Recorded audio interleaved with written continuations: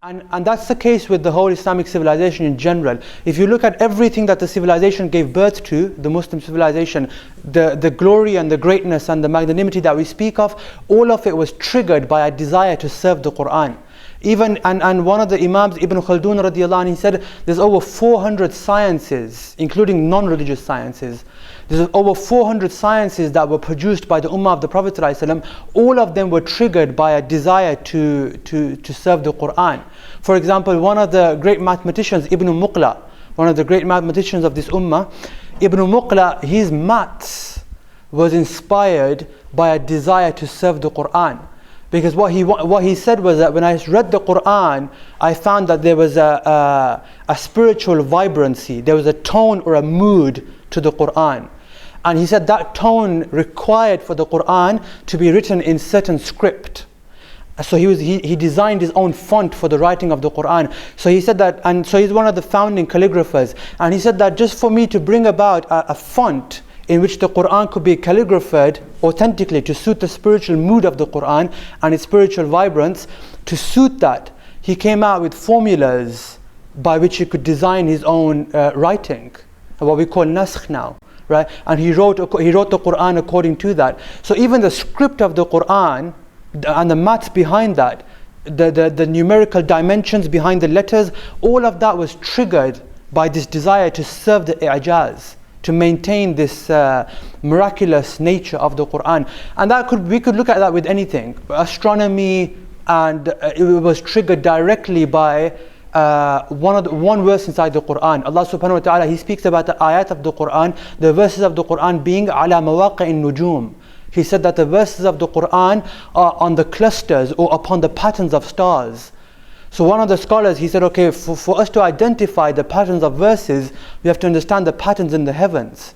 So he began to look at the heavens, and then we have, this is why over 60 of the 80 constellations, or 80 plus, they have Arabic names, because they were triggered by a desire of Muslims, scholars, to serve the Qur'an.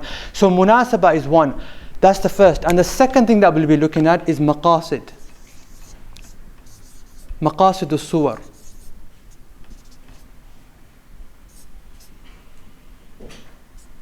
Maqasid al-suwar.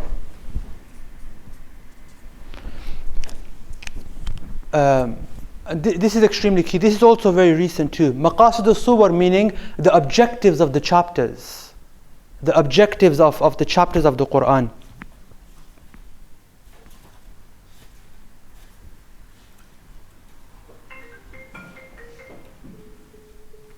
And what we mean by that is, if you read every surah of the Qur'an, each surah of the Qur'an has multiple themes. So for example, Surah Al-Baqarah has the theme of Tawheed, and it has the theme of Aqidah, and it has the theme of the Akhirah. So every single surah of the Qur'an is going to be discussing multiple issues, which is one of the problems for lay people when we recite the Qur'an, because the topics that come up don't seem to have any connections.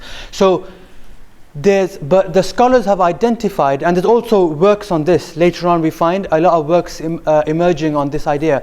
The scholars of the Qur'an, what they say is that there are certain central objectives, certain central themes and objectives of every single chapter which underpin the whole surah, right? And to the extent that some scholars have mentioned, and this is the approach that we're going to be taking, which is not to look at multiple themes. What we want to look at is the one theme or the one idea, the one central objective that ties together the multiple contents of every single surah of the Qur'an. So for example, Surah Al-Baqarah will have Tawheed in there, it'll have Salah in there, it'll have Ahkam, legal rulings, many, on Talaq and on Khula, etc. It'll have multiple themes. It's got stories of Adam alayhi salam, Musa alayhi salam, Banu Israel for a very long period, 100 verses almost devoted to Banu Israel. So we have very extensive, differing, distinct discussions. But what the scholars of the maqasid al-suwar, of the objectives of the chapters of the Qur'an state, is that there is usually one, maybe two themes or two ideas that tie together the whole surah. So everything that's mentioned in Baqarah, whether it's Tawheed, whether it's Akhirah, whether it's Ahkam, all of them will somehow tie back to this one idea. And this is the purpose, and this is when we say we're going to go through the entire 114 chapters, that's what we mean. What we mean is that we're going to seek and identify those key themes and those key principles that underpin every single chapter of the Quran. The one objective or the two objectives, often there'll be two. I'll most likely be dealing with two objectives, and even they're connected within. But there's one or two objectives of the Quran that will underpin every single surah. So Surah Al-Baqarah is about one specific idea.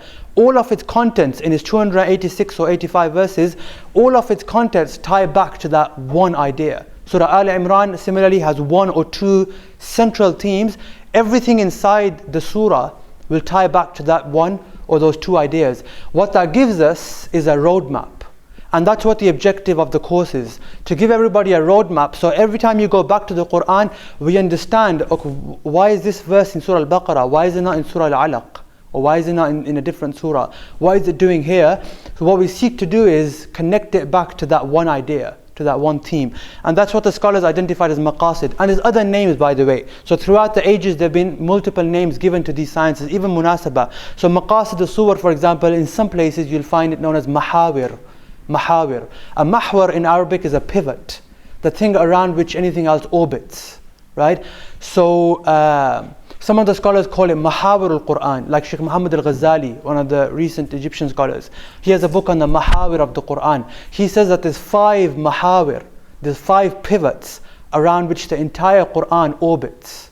And he has a book called Mahawir al-Khamsa.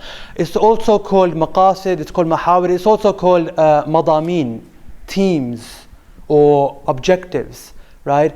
So it's known as multiple things, but this one fits our study particularly. It fits it pretty well, because what we're going to be looking at is the higher objective. So the one ultimate aim or goal of every single chapter which ties together the rest. And this approach, as I mentioned, this approach has recently become, when I say recently, I mean about 400 or 500 years. But in the last 300 or 400 years especially, it's become a more refined, separate science. So it's become an individual science in itself, such that separate books are devoted to this. One of the most famous is Imam al-Biqai radiyallahu anhu. Imam al-Biqai has he has a tafsir called Nadhm al-Durar في التناسب بين الآيات والسور. He has a 6-volume tafsir known as a necklace of pearls. A necklace of pearls on the connections between verses and chapters. So, and he outlines this. And then you also find in the books of legal theory, sometimes you find discussions of maqasid or suwar, because looking at the objectives of the chapters allows us to determine the objectives of revelation, which allows us to look at the objectives of Sharia, the objectives of the law in itself. So it's connected to legal theory too. So inshallah, this is what we're going to be doing. And Imam al-Razi radiyallahu anhu, he said that to look at the Quran in this manner, so to seek munasabat and to seek maqasid, to look at the Quran in this particular manner, he said it multiplies the fawaid and the lata'if. It multiplies the benefits and the subtleties that we can draw from the Quran. So what will happen is there'll be a lot of subtle points that are not visible or not possible to be known in any other way except by studying the maqasid al-suwar.